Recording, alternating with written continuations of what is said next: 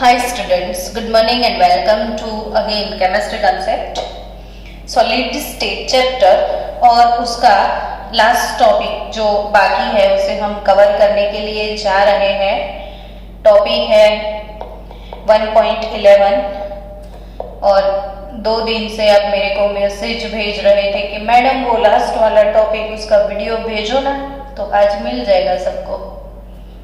तो last topic है magnetic properties.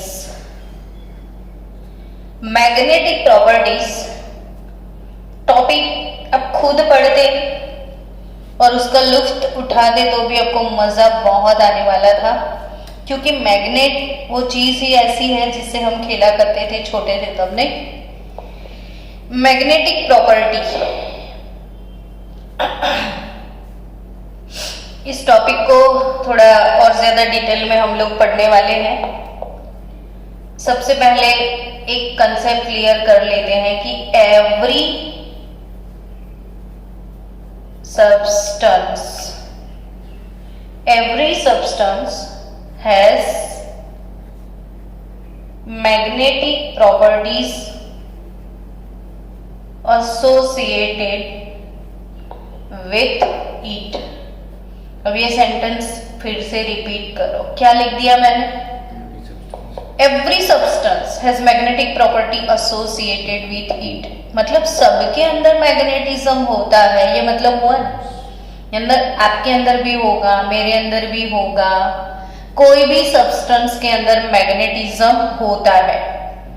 तो फिर ये वाली बात हो गई कि सबके अंदर मैग्नेटिज्म है, यानी कि सबके अंदर कोई एक चीज कॉमन होगा जिसकी वजह से मैग्नेटिज्म है। क्या आप मेरे को बता सकते हो कि मैग्नेटिज्म किसकी वजह से हो सकता है? इलेक्ट्रॉन की वजह से। यस, सो रीजन कि the origin of this magnetic properties lies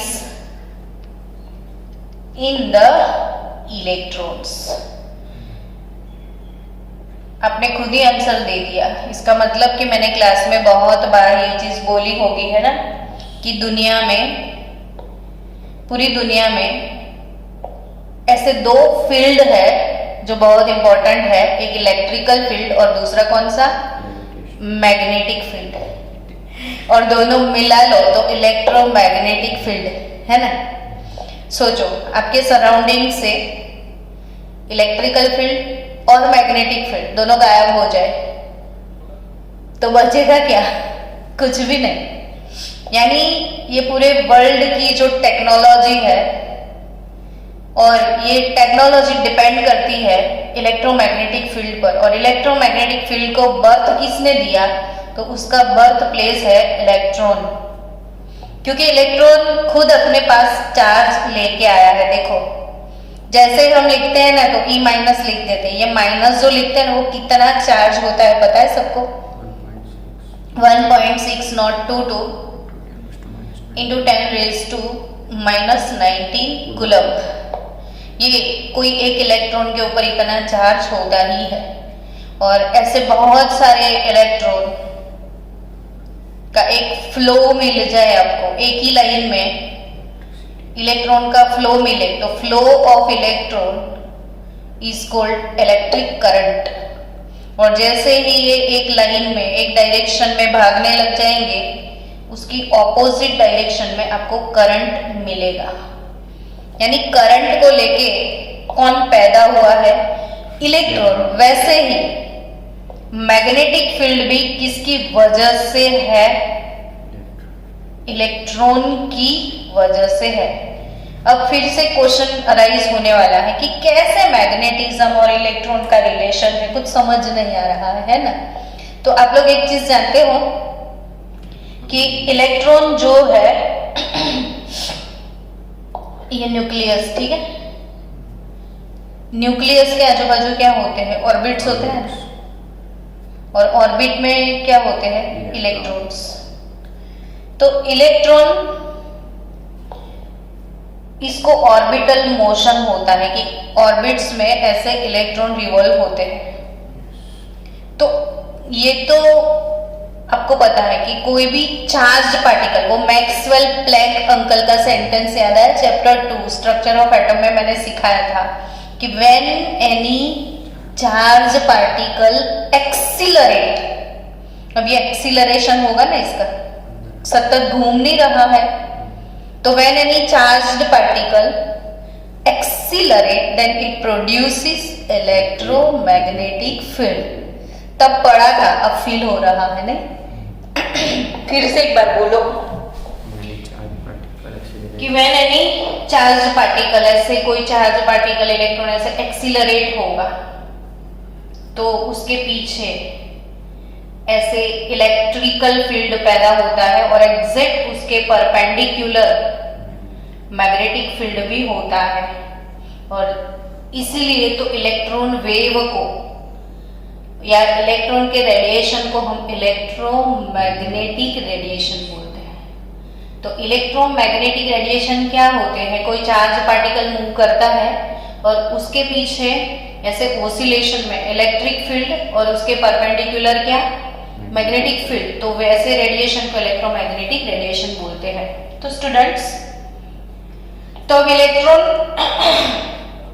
ऐसे न्यूक्लियस के सराउंडिंग्स में एक ऑर्बिटल मोशन में तो होता ही है, बट साथ साथ आपको पता होगा कि इलेक्ट्रॉन अपनी स्पिन पे भी मूव करता है, उसको स्पिन मोशन भी है, जैसे जस्ट लाइक अर्थ।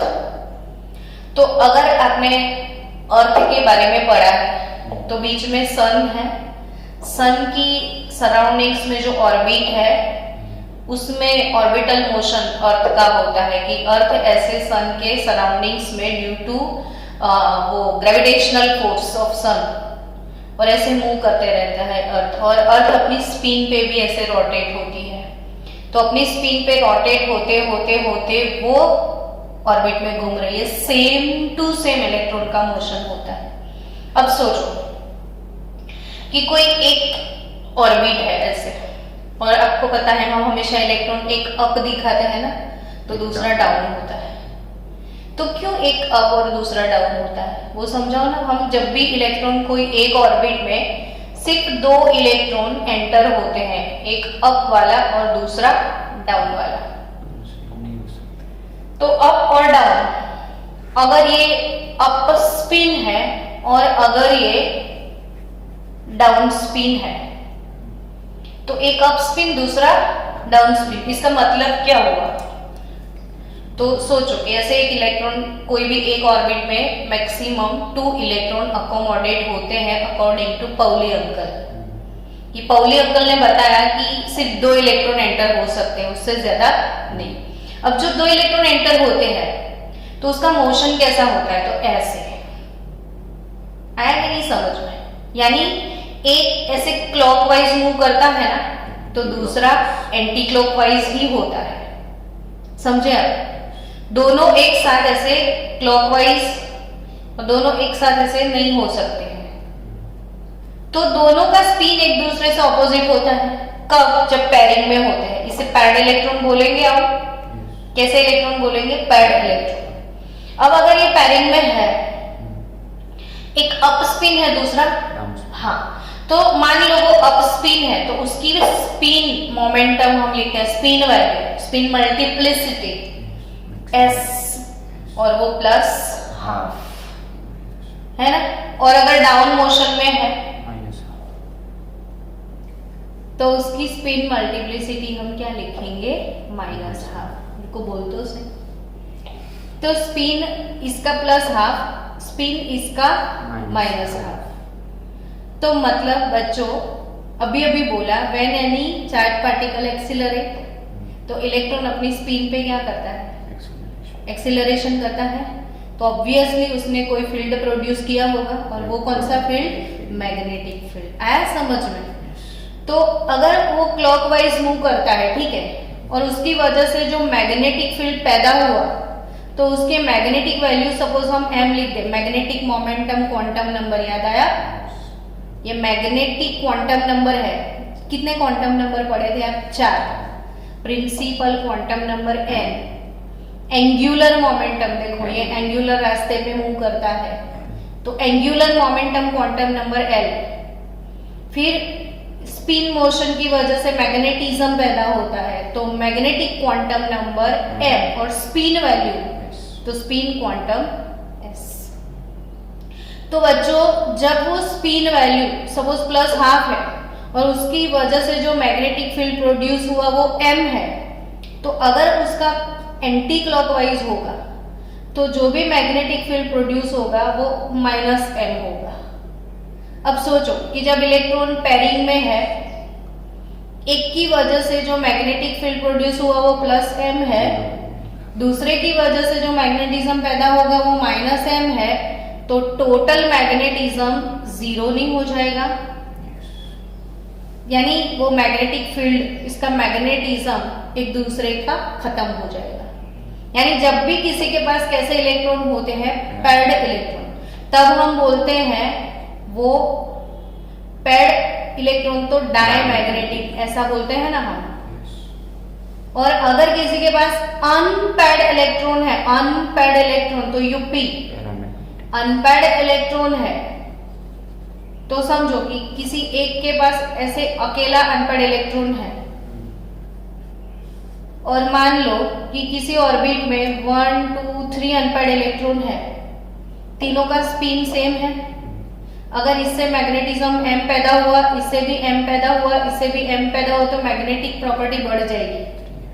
कोई एक अनपेयर्ड इलेक्ट्रॉन है और उसका जो मैग्नेटिज्म आता है इसके बदले 2 का ज्यादा नहीं होगा, 3 का, और 5 6 अनपेयर्ड मिल गए तो मैग्नेटिज्म स्ट्रॉन्ग हो जाएगा। समझे? तो दुनिया में अनपेयर्ड इलेक्ट्रॉन है तो मैग्नेटिक प्रॉपर्टी मिलता है, और जितने ज्यादा अनपेयर्ड होंगे ना उतनी ज्यादा मैग्नेटिक प्रॉपर्टी मिलेगी। तो मैग्नेटिक, डायमैग्नेटिक, अनपेयर्ड इलेक्ट्रॉन तो वो पैरामैग्नेटिक। तो यानी ये दो मैग्नेटिक प्रॉपर्टी तो हम पहले ही पढ़ चुके हैं ना केमिकल बॉन्डिंग में भी। तो केमिकल बॉन्डिंग चैप्टर में हमने मैग्नेटिज्म के बारे में पढ़ा था कि मैग्नेटिक प्रॉपर्टी 2 टाइप के सब्सटेंस होते हैं, ऐसा कुछ पढ़ा था। एक डायमैग्नेटिक और दूसरा कौन सा? पैरामैग्नेटिक। तो उनको पढ़ने से पहले भले हमारे इस चैप्टर में 2 लेक्चर लग जाए, कोई टेंशन नहीं है, कल हम कंटिन्यू करेंगे, लेकिन टॉपिक को अच्छे से कवर करते हैं। मैग्नेटिज्म चालू ही किया है तो क्यों ना कंप्लीट समझ के आगे बढ़े। देखो बच्चों, 12th में इंपॉर्टेंट क्या है, तो डी ब्लॉक का फर्स्ट ट्रांजिशन सीरीज नींद में भी आना चाहिए आपको। कोई नींद से उठा के बोले ना कि फर्स्ट सीरीज बोल दे तो आपको फटाक से बोलनी पड़ेगी। देखो, शक्ति, शक्ति ना VCR पर मन्ने फेको निकुंज देखा से। बहुत सारे चैप्टर में हमें ये सीरीज के साथ ही चलना है। जितना ये सीरीज पावरफुल उतना ही केमिस्ट्री पावरफुल। यानी कम से कम 20 to 25 मार्क्स, कितने मैं बोल रही हूँ, ये सीरीज की वजह से आपको मिलेंगे बोर्ड में। यानी बच्चे लोग आप समझ गए कि आज पूरे दिन हम इसका ही रटन किया करेंगे। जितना ये पढ़ेंगे उतना ये पावरफुल होगा। शक्ति के VCR पे मन्ने फेको निकुंज, और सबका नंबर देखो 21 22 22 24 25 26 27 28 29 30। ये रिपीटेशन के लिए मैं करवा रही हूँ, एक बार रिपीट भी हो जाए और अपने माइंडसेट भी हो जाए। अब 21 सब में आर्गन तो रहेगा ना कॉमन, तो सब में आप आर्गन को लिख देना। आर्गन के बाद क्या आएगा इसमें? 3D आएगा, और 3D के बाद क्या आएगा? 4s। तो सबके अंदर 3D 4s 3D 4s 3D 4s। अगर आप लोग नोटबुक लेके बैठे हो, पेन हाथ में है, तो एक बार फिर से लिख दो। जितना लिखोगे उतना खिलोगे। केमिस्ट्री लिखने का सब्जेक्ट है, समझने का है, समझते जाओ, लिखते जाओ, लिखते जाओ, हो जाएगा perfect. Practice makes man perfect.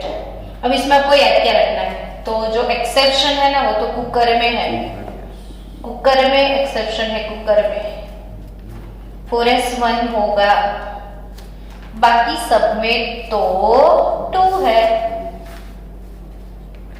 कितनी आसान कॉन्फ़िगरेशन है, कैसे मैंने लिखा समझ रहे हो? शक्ति के VCR पर मैंने फेंको निकुंज देखा से, सब में 4s2 लिख दिया। एक्सेप्शन किस में है? कुकर में, CU एंड CR। अब बच्चों कितना सिंपल है देखो, 21 3D1, 22 3D2, 23 3D3, 24 3D4 आएगा, लेकिन इसका एक इलेक्ट्रॉन इधर चला गया तो 5 हो जाएगा। 25 3D5, 26 3D6, 27 3D7, 28 3D8, 29 3D9, but as an exception it is 3D10 और जिंक तो 3D10 ही है। तो आपको याद कैसे रखना है? शक्ति VCR, मन्ने फेको निकुंज, ऐसे याद कर लो। और 28 नंबर तो 3D8, 29 3D10, 24 नहीं मतलब 22 3D2, 23 3D3, 25 3D5, 26 3D6। कितना सिंपल। आर्गन 4s2 तो सबका कॉमन। अब इतना सिंपल से मैडम आपको क्या लेना देना, वही आप सोच रहे हो। तो मैग्नेटिक प्रॉपर्टी कैलकुलेट करने के लिए मैं सिखा रही हूँ कि मैग्नेटिज्म, चलो अब आपको किसी ने बोल दिया कि मैंगनीज 2 वो डायमैग्नेटिक है या पैरामैग्नेटिक है, तो मैंगनीज 2 डायमैग्नेटिक है पैरामैग्नेटिक है कैसे पता चले, देखते हैं चलो। तो manganese Z is equal to 25, ठीक है। तो इसका कॉन्फ़िगरेशन अभी अब फटाक से बोल दोगे कि आर्गन तो आने वाला है, अगर वो 25 है तो 3D5 है, 4s2 है। ओके, अब Mn+2 का मतलब क्या होता है कि दो इलेक्ट्रॉन इसने लूज कर लिए, लेकिन देखो आउटर मोस्ट 4 नंबर होता है, तो जब आप इलेक्ट्रॉन लूज करोगे ना तो आउटर मोस्ट से ही जाते हैं, यानी इलेक्ट्रॉन रिमूव किससे करोगे, भले लास्ट इलेक्ट्रॉन एंटर अपने D में किया, लेकिन निकालोगे तब किससे निकलेगा, 4s से। तो ये कॉन्फ़िगरेशन हो जाएगा आर्गन 3D5 ओनली। समझ रहे हो कहां से मैंने इलेक्ट्रॉन निकाले, 4s क्यों निकाले, Mn+2 है इसलिए। अब आर्गन कितने बचे, 5 D में 5, D के सब ऑर्बिटल कितने होते हैं, 5 होते हैं, और उसमें 5 इलेक्ट्रॉन यानी 5 अनपेड होंगे। अब अनपेड इलेक्ट्रॉन तो आप तो बोल ही देने वाले हो कि unpaired, okay it is paramagnetic. तो जिसमें अनपेड इलेक्ट्रॉन है वो पैरामैग्नेटिक है, ठीक है।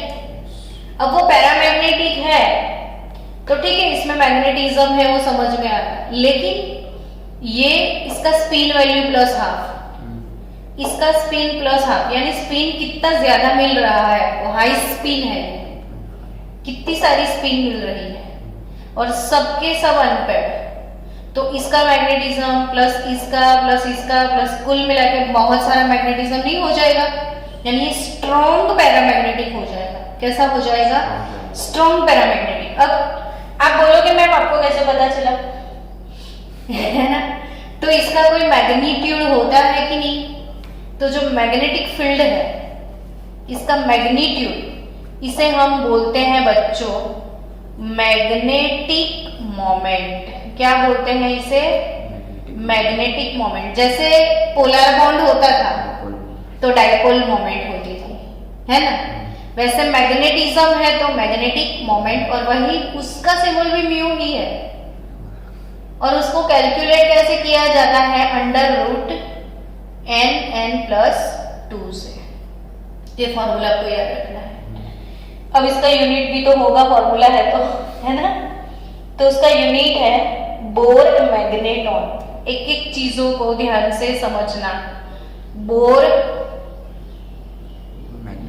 मैग्नेटॉन, क्या, बोर मैग्नेटॉन, तो mu B, magnetic moment mu B is under root n plus 2 और यूनिट है bm, बोर मैग्नेटॉन। और आपको एक चीज याद रखनी है कि 1 बोर मैग्नेटॉन किसके बराबर होता है, तो ये आपका बोर्ड का MCQ हो जाएगा।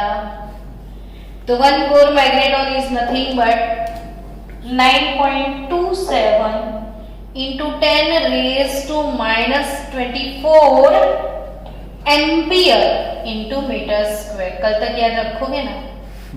तो प्रिंस कल तेरे को मैं पूछ लूंगी और बाकी के सब बच्चों को भी। तो आप अच्छे से प्रिपेयर करके आओ, जैसे ही आप मीटिंग ऑन करते हो ना, एवरीडे सबको ये पूछा करो कि ये बीएम क्या है, ये बीएम क्या है। तो ये बीएम क्या है? बोर मैग्नेटॉन है। और 1 बोर मैग्नेटॉन का वैल्यू क्या है? 9.27 into 10 raised to -24 ampere into metre square. अब कैसे कैलकुलेट करना है? ये तो n क्या है इसमें, तो इसकी मैग्नेटिक मोमेंट मुझे कैलकुलेट करनी है। तो इसका n क्या है? n तो नंबर ऑफ अनपेयर्ड इलेक्ट्रॉन, तो इसमें n 5 होगा। n क्या है? अकेला अकेला इलेक्ट्रॉन, तो n 5 है, तो ये 5 प्लस 2, तो 5 प्लस 2 कितना होता है? 7, और ये हो गया 35। अब 35 का रूट कैसे निकालने का, देखो मैं आपको सिखाती हूँ। ये सपोज कर लो P35, नजदीक वाला लेने का, इसके नजदीक वाला Q ले लो 36। फिर तो रूट निकालने का फॉर्मूला है ना कोई, कि root Q plus P minus Q under root 2 root Q, ये फॉर्मूला है। फॉर्मूला एक बार लर्न करोगे और प्रैक्टिस करोगे तो मजा आएगा। अब अंडर रूट Q, जो भी जिस फिगर का आपको रूट निकालना है ना, उसके आजू बाजू में ऐसी फिगर सिलेक्ट करो जिसका होल स्क्वायर निकल सकता हो। अब 6 का निकलेगा 6, मतलब 36 का रूट निकलेगा 6। अब P माइनस Q, तो 35 माइनस 36 है, तो -1 आ गया, और इसका रूट 6 12, तो 1/12 हो गया। अब 1/12 कैसे करना है, तो 1 डिवाइडेड बाई 12 करो, कुछ होगा नहीं तो पॉइंट चढ़ा दो, आपको 0 मिलेगा। फिर से भी कुछ नहीं होगा तो और एक पॉइंट चढ़ा दो और एक 0 मिलेगा, तो 12 8 96 होता है, तो 4 मिलेगा। 12 3 तो 0.083 हो जाएगा, तो 6.000 माइनस 0.083, तो 10 से 3 निकलेगा 7, 9 से 8 जाएगा 1, 9 और 6, तो 5, तो ये इसको राउंड फिगर 5.92 बोर मैग्नेटॉन। ये रूट निकाल दिया हमने डायरेक्ट, क्योंकि नीट में जेई में आपके पास कैलकुलेटर नहीं रहेगा, तब क्या करोगे? यस, ऐसे ही निकालना पड़ेगा। तो विदाउट कैलकुलेटर कैसे निकालते हैं वो समझ लिया कि P35 है, तो इसके नजदीक वाला कोई फिगर ले लो। 35 के जस्ट बाजू में कौन आता है? 36, तो ये इसको P सपोज कर लिया, इसको Q रख दिया। अब under root Q plus P minus Q upon 2 under root Q, ये फॉर्मूला है मैथ्स का रूट निकालने का। तो कितनी आसानी से रूट निकाला, आया ना समझ में? तो चलो बच्चों, ये मैग्नेटिक मोमेंट कैसे निकालते हैं वो समझ में आया। तो मैग्नेटिज्म दुनिया में कौन लेके पैदा हुआ है? इलेक्ट्रॉन लेके पैदा हुआ है, और वो भी पेयरिंग में होगा तो मैग्नेटिज्म खत्म हो जाएगा। लेकिन अनपेयर्ड होगा तो मैग्नेटिज्म मिलेगा, लेकिन जितने ज्यादा अनपेयर्ड होंगे उतना ज्यादा मैग्नेटिक मोमेंट मिलेगा। तो मैग्नेटिक मोमेंट कैसे कैलकुलेट करते हैं? Mu B under root n plus 2, unit क्या है? बोर मैग्नेटॉन, और एक बोर मैग्नेटॉन का वैल्यू क्या रहेगा? 9.27 into 10 raised to -24 ampere into metre square. Done. चलो next, on the basis of the magnetic property substance can be classified into 5 categories. कितनी categories में हम इसको क्लासीफाई करने वाले हैं? 5। और कब से मैम तो वही रटन किए जा रहे थे, नहीं? पैरामैग्नेटिक फिर डायमैग्नेटिक, वो तो 2 आपको आती ही है ना। पैरामैग्नेटिक, फिर क्या? डायमैग्नेटिक, फिर क्या? अब पता है? अब पता नहीं, क्योंकि 2 तो हम सुन चुके थे, पक चुके थे, अब और पकते हैं। चलो, और 2 जो दुनिया में खुद ही मैग्नेट है। देखो, पैरामैग्नेटिक क्या होते हैं कि जैसे अपने मैग्नेट लिया और मैग्नेटिक फील्ड प्रोड्यूस हुआ, तो जो मैग्नेट के टूवर्ड्स अट्रैक्ट होते हैं वो पैरामैग्नेटिक। जो मैग्नेट के टूवर्ड्स अट्रैक्ट नहीं होते हैं लेकिन जो खुद मैग्नेट बनते हैं, जिनसे मैग्नेट बनता है, वो सब्सटेंस है फेरोमैग्नेटिक। Yes, ferromagnetic. फिर उसका दुश्मन एंटी फेरोमैग्नेटिक।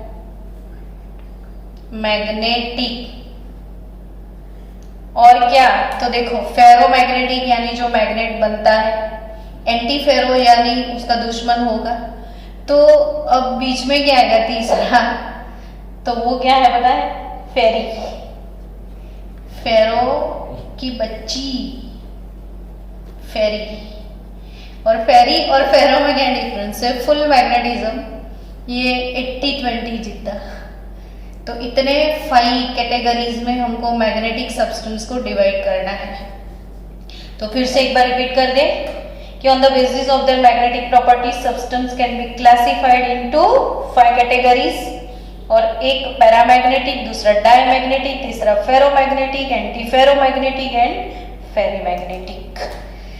अब शुरू किया जाए किसी एक और सब्सटेंस से, और वह सब्सटेंस हम उठा लेते हैं। कौन सा? पैरामैग्नेटिक। तो पैरामैग्नेटिक सब्सटेंस किसको बोलते हैं? तो पैरामैग्नेटिक सब्सटेंस वो होता है विच आर वीकली अट्रैक्टेड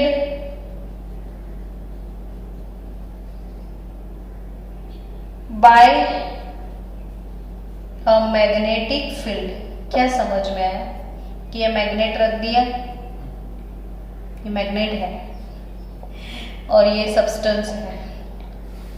तो मैग्नेट के आजू बाजू में मैग्नेटिज्म होगा, मैग्नेटिक फील्ड बोलते हैं। इसका सब्सटेंस को अट्रैक्ट करने का जो कवरेज होता है, इसे क्या बोलते हैं? Magnetic field. जिसका जितना रीजियन उसमें जिसमें इसका पावर चलता है, उस फील्ड को क्या बोलते हैं? Magnetic field. अब मैग्नेटिक फील्ड में इसको रख दिया तो वो अट्रैक्ट होगा मैग्नेट की तरफ, लेकिन स्ट्रांगली नहीं, weekly attracted by a magnetic field. तो ये जो वर्ड है ना, आपको याद रखना है पक्के से कि कैसे अट्रैक्ट होगा? वीकली अट्रैक्ट होगा। तो weekly attracted by a magnetic field and they are magnetized in a magnetic field in the same direction. क्या बोला मैंने? They are magnetized. They are magnetized in a magnetic field, यानी थोड़े बहुत magnetic field में इसको रखा जाए तो उसके ऊपर थोड़ी असर आ जाती है मैग्नेट की, तो थोड़े बहुत मैग्नेटाइज हो जाते हैं। फिर उनको अगर गर्म कर दिया तो दे लूज देयर मैग्नेटिज्म। इसको गर्म नहीं करना है, मैं गलती से मस्ती में भूल गई। वो जब फेरी मैग्नेटिक पढ़ेंगे ना, फेरोमैग्नेटिक, तब हम बोलेंगे उसको गर्म करिए तो कैसे, मतलब डिस्ट्रॉय कर देगा मैग्नेटिज्म। अभी हमको ये सोचना है कि ये मैग्नेटिक फील्ड है, इसमें इसको रख दिया, वो मैग्नेट की टुवर्ड्स वीकली अट्रैक्ट हो रहा है। अगर मैंने इस मैग्नेटिक फील्ड रिमूव कर दिया, यानी मैग्नेट उठा लिया, तो क्या? है ना। तो जब मैग्नेट उठा लिया तो क्या, तो दे lose their magnetism. Magnetic field में उनके अंदर थोड़ा बहुत मैग्नेटिज्म आ जाता है, और अगर जब उनको हटा लिया मैग्नेटिक फील्ड से तो दे lose their magnetism in the absence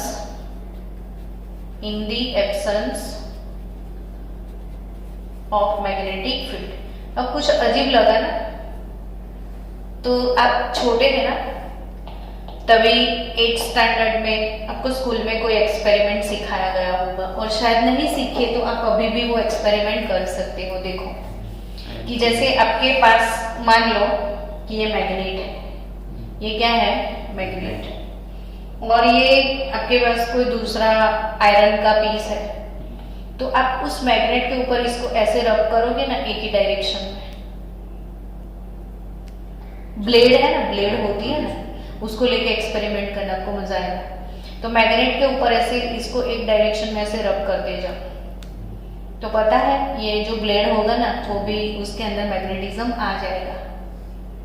यानी कि फिर आपने मैग्नेटिक फील्ड रिमूव कर लिया है तो भी इसके अंदर मैग्नेटिज्म रहेगा, वो फेरोमैग्नेटिक। लेकिन व्हाट इज पैरामैग्नेटिक, अब समझ गए कि वीकली अट्रैक्ट, मैग्नेट रखा, वीकली अट्रैक्ट हो रहे हैं। मैग्नेटिक फील्ड जब प्रेजेंट होता है तो they behave like a magnet, मतलब मैग्नेटिक फील्ड के इन्फ्लुएंस में जब तक है तब तक उनके अंदर मैग्नेटिज्म होता है, यानी मैग्नेटाइज वो हो गए होते हैं।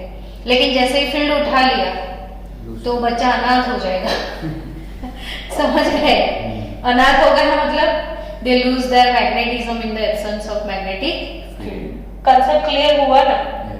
Okay, now paramagnetism is due to presence of, ये पैरामैग्नेटिज्म जो भी है due to presence of unpaired electron. कब से यही तो हम बात कर रहे हैं कि पैरामैग्नेटिज्म किसकी वजह से होता है, due to unpaired electron, one और मोर। और वो तो मैंने सिखा दिया कि एक है तो कितना है, दो है तो कितना है, कैसे पता चलता है, तो म्यू बी कैलकुलेट करना रहेगा। कैसे कैलकुलेट करोगे, अंडर रूट n प्लस 2 से यूनिट क्या है, बोर मैग्नेटोन। अगर हमारे पास 3 अनपेयर्ड इलेक्ट्रॉन है तो 3 प्लस 2 बोर मैग्नेटोन हो जाएगा। तो 3 प्लस 2 6, 3 जा 18, 3 प्लस 2 6 नहीं, 5 3 जा 15 हो जाएगा, सॉरी। तो P हो गया 15, Q बन जाएगा 16। फॉर्मूला अप्लाई करो, under root Q plus P minus Q upon 2 under root Q। ये आपका रिवाइज हो जाए इसलिए मैं लिख रही हूँ। तो 4 होगा ना Q का under root plus P minus Q, तो -1 आएगा, और ये 4 2 जा 8 हो जाएगा। तो 4 माइनस 1.125 होता है 1/8। तो 5 और 9 से बचा 7 और 8 और 3.87 बोर मैग्नेटोन है ना। तो 3 अगर अनपेयर्ड इलेक्ट्रॉन, तो वैसे अब आप क्या करोगे, 1 2 3 4 5 6 के लिए खुद ही कैलकुलेट कर लेना और होमवर्क भेज देना, तो आपको रूट निकालने की प्रैक्टिस भी हो जाएगी बिना कैलकुलेटर से, और आपका काम हो जाएगा। तो paramagnetism due to presence of unpaired electron, one और मोर। स्टूडेंट्स, नेक्स्ट ऐसे कौन कौन से सब्सटेंस हैं जो उसके एग्जाम्पल है, तो अभी अभी वो मॉलिक्यूलर ऑर्बिटल डायग्राम सीखे थे ना हम लोग केमिकल बॉन्डिंग में। तो इसमें O2 मॉलिक्यूल जो था उसका मॉलिक्यूलर ऑर्बिटल डायग्राम में π* 2px और π* 2py में शायद अनपेयर्ड इलेक्ट्रॉन थे, और इसलिए O2 को हम क्या बोलते हैं, पैरामैग्नेटिक। O2 मॉलिक्यूल पैरामैग्नेटिक है, ये तो नीट वालों ने पूछ पूछ के दम निकाल दिया, इतनी बार पूछा ये क्वेश्चन। तो O2 कैसा है? पैरामैग्नेटिक। कॉपर +2, Fe+3,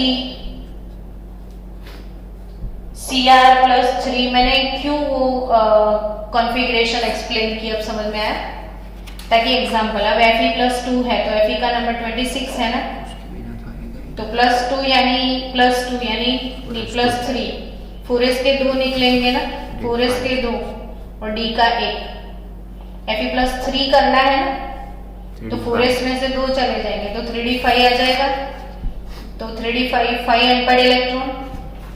कॉपर 2 में 4s का 1 जाएगा और D9 हो जाएगा, तो D9 यानी 4 तो नहीं आएंगे, 1 2 3 1 2 3 4 5 6 7 8 9, एक अनपेड मिलेगा कॉपर में, ये 3d9, तो 1 अनपेड इसमें है, इसमें 5 अनपेड है। क्रोमियम 3, तो 4s का 1 जाएगा और इसके 2 यानी 3d3 हो जाएंगे, तो 3 अनपेड इसमें मिलेंगे। तो आप समझ गए, इससे कोई भी एग्जाम्पल अगर आपसे यहाँ से आ जाए तो आपको क्या देखना है, जिसके अंदर अनपेड इलेक्ट्रॉन होते हैं वो कैसा होगा? पैरामैग्नेटिक। आया समझ में? तो पैरामैग्नेटिक के एग्जाम्पल। अब नेक्स्ट कौन से सब्सटेंस है? Diamagnetic, diamagnetism, ferromagnetism. Wait for some time. Paramagnetic फिर से एक बार फास्ट रिवीजन कर लेते हैं, समझ में आ गया ना? Weekly attracted bye, they are magnetized in a magnetic field, they lose their magnetism in the absence of magnetic field। Magnetic field में थोड़ा सा मैग्नेटिज्म आता है, लेकिन जब मैग्नेटिक फील्ड रिमूव कर दो तो अनाथ हो जाता है। और मैग्नेटिज्म किस वजह से इनके अंदर होता है? अनपेड इलेक्ट्रॉन की वजह से। एग्जाम्पल तो आपको खुद ही पता चल जाएंगे कि इसके एग्जाम्पल है ये। अब डायमैग्नेटिज्म तो बहुत आसान हो गया आपके लिए। कैसे? डायमैग्नेटिज्म क्या होता है बोलो? तो जिसमें अनपेड इलेक्ट्रॉन नहीं होते हैं। तो diamagnetic substance are weekly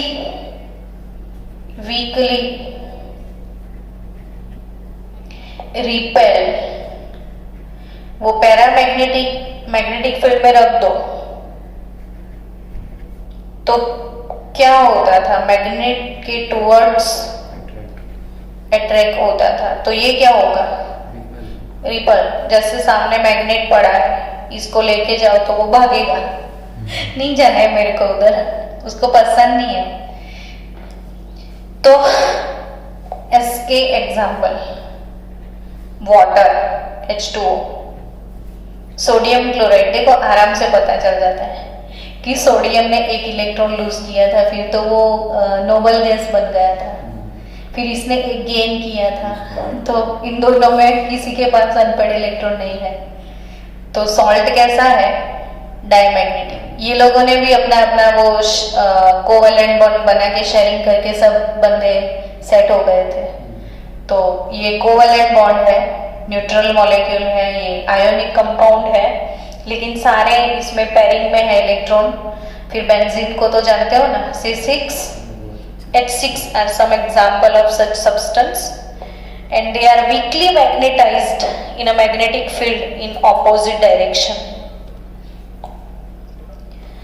diamagnetism इसमें कुछ ज्यादा है नहीं, मैंने ऑलरेडी पहले समझा दिया कि कोई एक ऑर्बिट में अगर 2 इलेक्ट्रॉन पेयरिंग में रहेंगे तो अगर ये क्लॉकवाइज मूव होता है तो ये ऑब्वियसली एंटी क्लॉकवाइज मूव करेगा।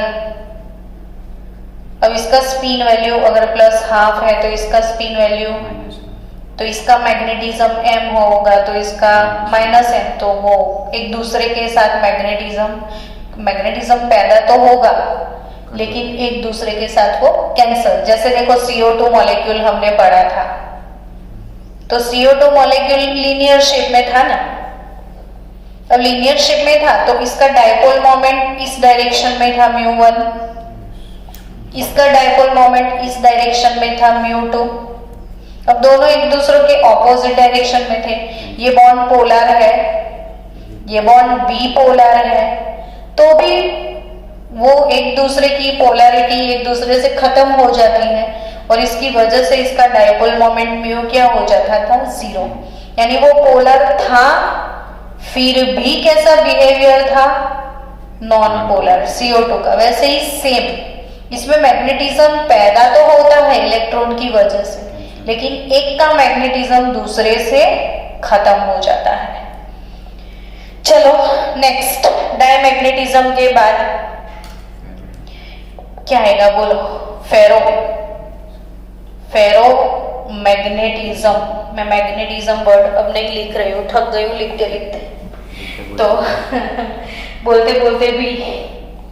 चलो मैं क्या सिखाने जा रही हूँ अब, फेरोमैग्नेटिज्म। तो a few substance like iron Fe, फिर कोबाल्ट और निकल, और F ब्लॉक में है एक गैडोलिनियम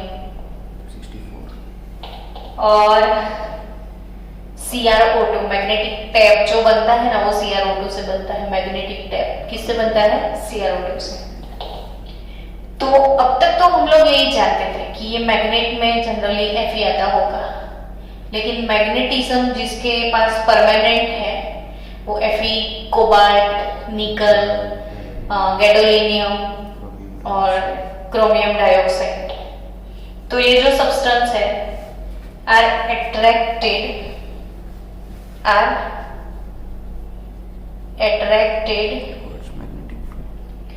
वेरी स्ट्रांगली। वो थोड़ा सा डिफरेंस मैंने बोला था ना पैरामैग्नेटिक में वीकली था, ये क्या स्ट्रांगली है। इतना डिफरेंस है दोनों में कि मैग्नेटिक फील्ड में रख दो, तो मैंने इधर हाईलाइट भी किया था, देखो weekly attracted by a magnetic field, वो पैरामैग्नेटिक। अब क्या लिखा मैंने, very strongly attracted by magnetic field, तो उसे क्या बोलेंगे हम, ferromagnetic. Such substances are called ferromagnetic substance। ऐसा क्यों हो रहा है वो समझते हैं कि इन मेटल आयन्स में ऐसा क्या है। तो मेटल आयन में फेरोमैग्नेटिक में स्मॉल ऐसे रीजन होते हैं जिसे हम डोमेन बोलते हैं, इलेक्ट्रॉन डोमेन। तो जैसे देखो ये एक अनपेड इलेक्ट्रॉन है, ठीक है, फिर दूसरे मॉलिक्यूल का अनपेड, मतलब दूसरे एटम का अनपेड है, तीसरे का अनपेड है, चौथे का अनपेड है। तो ऐसे अनपेड इलेक्ट्रॉन का जो रीजन है जिसे हम क्या बोलते हैं, डोमेन बोलते हैं। तो छोटा सा जो भी रीजन है जिसके अनपेड इलेक्ट्रॉन का सबका डोमेन एक ही डायरेक्शन में है, आया समझ। तभी मैंने थोड़ी देर पहले आपको एक चीज सिखाई कि जैसे हमारे हाथ में ये मैग्नेट है और हम ये मैग्नेट है, ठीक है, और ये एक सब्सटेंस है, तो इसको हम ऐसी एक डायरेक्शन में ऐसे रब करते जा रहे थे, है ना। तो एक ही, तो इसमें इलेक्ट्रॉन, मतलब इसमें जो भी इलेक्ट्रॉन रैंडमाइज होंगे अपनी अपनी मूड में, अपनी अपनी डायरेक्शन में होंगे। तो जैसे मैंने एक ही डायरेक्शन में ऐसे इसको घिसा, तो क्या हुआ कि इसके अंदर जितने भी अनपेड इलेक्ट्रॉन है सबकी डायरेक्शन ऐसे, इसका डोमेन एक ही डायरेक्शन में आ गया इसकी रब करने की वजह से। अब सबका जो डोमेन था वो सेम डायरेक्शन में आ गया, तो ऑब्वियसली ये भी क्या बन गया था, मैग्नेट। यानी फेरोमैग्नेटिक सब्सटेंस अगर ये है तो इसके अंदर जितने भी इलेक्ट्रॉन है सब रीजन में इलेक्ट्रॉन का जो स्पिन डोमेन है वो सेम रहेगा, इसलिए वो स्ट्रॉन्ग मैग्नेटिज्म फील करते हैं और स्ट्रांगली अट्रैक्ट होते हैं। तो each domain act as a tiny magnet, छोटा सा जो भी डोमेन है इसे हम क्या बोलते हैं, टाइनी मैग्नेट बोलते हैं।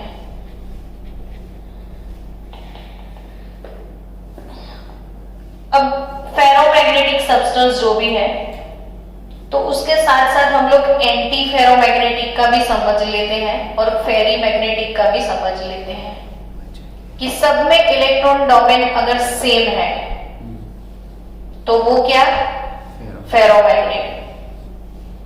तो सोचो, उल्टा होगा। हाँ समझ गए ना मेरे बोलने से पहले। तो एंटी फेरो किसको बोलेंगे, तो ये डोमेन में देखो अप और कोई डाउन, फिर अप और डाउन, अप और डाउन, जितने अप डोमेन है ना उतने ही डाउन। तो यानी अप वालों का मैग्नेटिज्म डाउन वालों से खत्म हो गया। तो डोमेन की वजह से ये क्या बन गया, एंटी फेरो। तो अब फेरी का फंडा आई थिंक आपके मन में मेरे समझाने से पहले क्लियर हो गया। क्या होगा, तो अप वाले ज्यादा होंगे डाउन वालों से,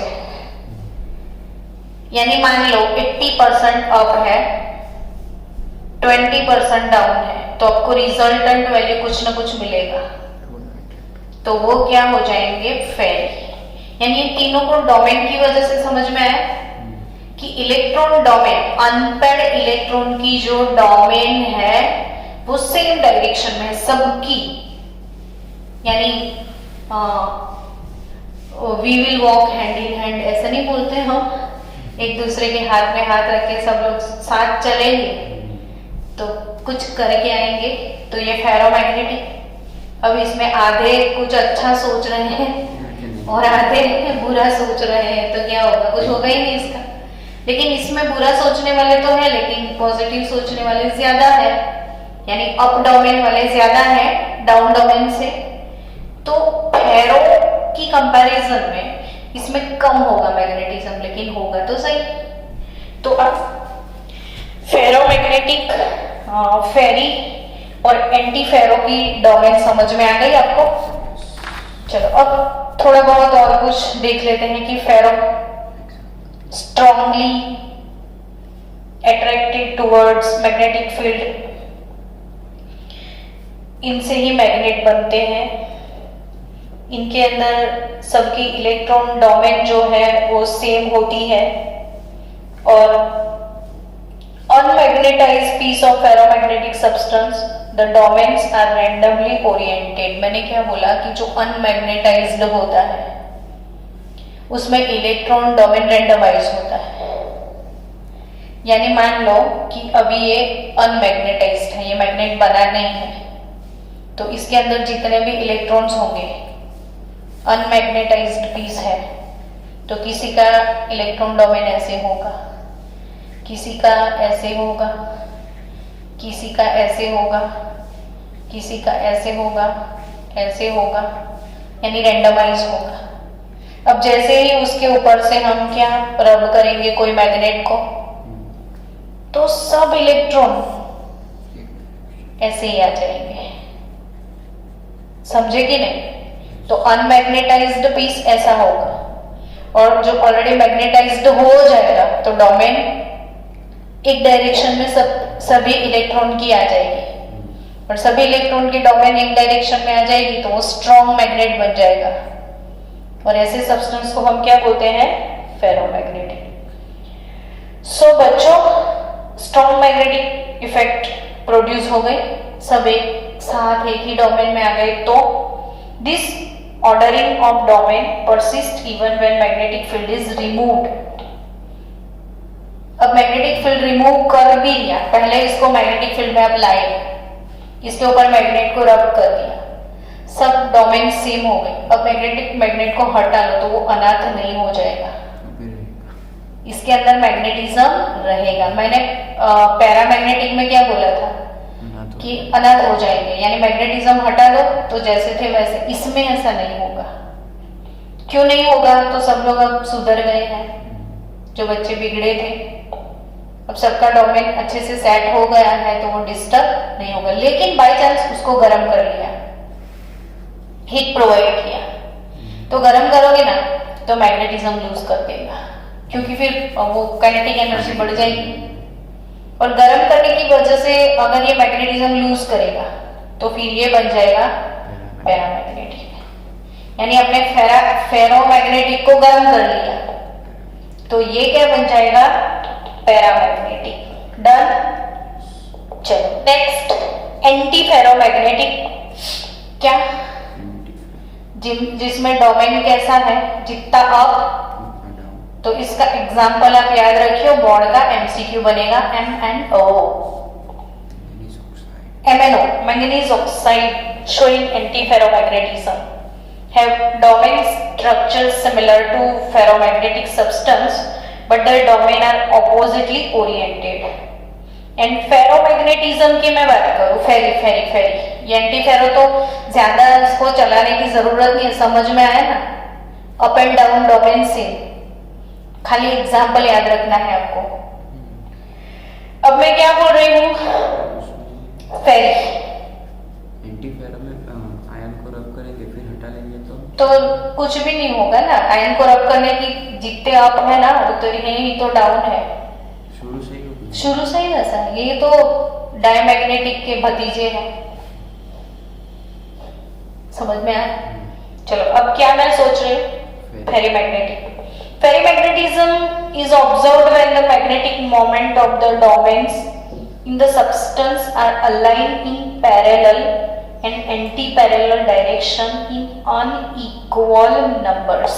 80-20 वाला फंडा, ये 80-20 ऐसे ही आपको समझाने के लिए मैं बोल रही हूँ, फिक्स प्रोपोर्शन नहीं है कि 80% अप 20% डाउन, लेकिन अप रेशियो डाउन से ज्यादा होगा।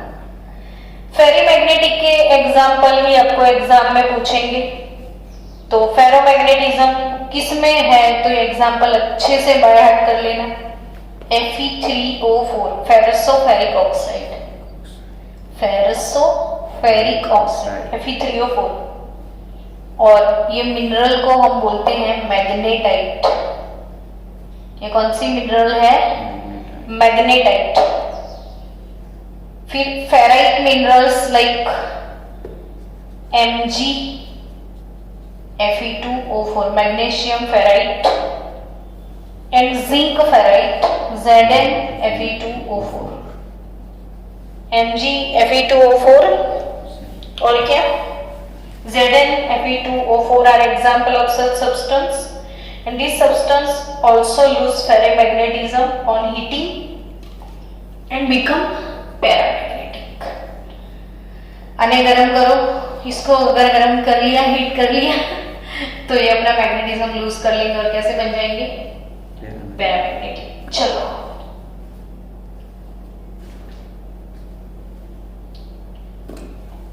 तो ये मैग्नेटिज्म वाला टॉपिक ओवर नाउ। जो चीज इसमें आपको ये एग्जांपल याद रखने हैं, ठीक है, कि एंटी फेरो तो MnO MCQs है, ये आपके हाइलाइटर MCQ है, बिना बोले इसको याद रखियो। तो चलो bye bye, chapter is over now.